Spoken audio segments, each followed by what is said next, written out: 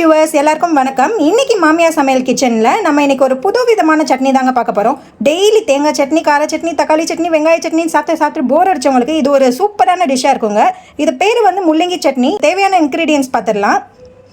ஒரு முள்ளங்கி எடுத்திருக்கோம், கட் பண்ணி வச்சுருக்கோம். அதை ஒரு பெரிய வெங்காயம் எடுத்திருக்கோம், ஒரு 4 வரமிளகாய் எடுத்திருக்கோம், 1/2 ஸ்பூன் சீரகம், கொஞ்சோண்டு புளி, முழு தனியாக ஒரு 2 ஸ்பூன் எடுத்திருக்கோம், பெருங்காயம், உப்பு, அதோட ஒரு சில்ல துருவி வச்சுருக்க தேங்காய் எடுத்திருக்கோம். இப்போ நம்ம செய்முறைக்கு போயிடலாம். இப்போது ஒரு கடாயில் 2 ஸ்பூன் நல்லெண்ணெய் எடுத்துக்கோங்க. எண்ணெய் லைட்டாக ஹீட் ஆனதும் நம்ம கட் பண்ணி வச்சுருக்க முள்ளங்கி போட்டு லைட்டாக ஃப்ரை பண்ணிக்கலாம்.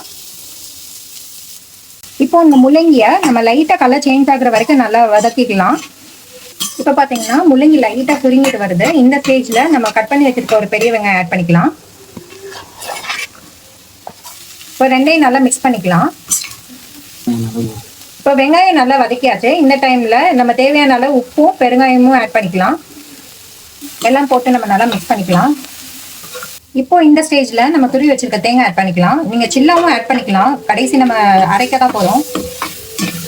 எல்லாம் போட்டு நல்லா மிக்ஸ் பண்ணிக்கலாம். நம்ம இப்போ நமக்கு ஆல்மோஸ்ட் குக் ஆகிடுச்சு. இதை இப்போ தனியாக ஒரு பிளேட்டில் எடுத்து ஆற வச்சிடலாம்.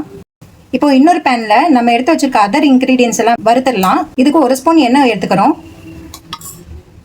எண்ணெய் லைட்டாக சூடானதும் நம்ம எடுத்து வச்சிருக்க தனியா, சீரகம், வரமிளகாய் எல்லாத்தையும் ஆட் பண்ணி லைட்டாக ரோஸ்ட் பண்ணிக்கலாம். இது லைட்டாக கலர் சேஞ்ச் ஆகுற வரைக்கும் நல்லா வறுத்துக்கலாம். அந்த ஸ்மெல் எல்லாம் வர ஆரம்பிக்கும். அதுதான் கரெக்டான கன்சிஸ்டன்சி. இப்போ நம்ம அடுப்பு ஆஃப் பண்ணிவிட்டு இதையும் தனியாக எடுத்து வச்சுக்கலாம்.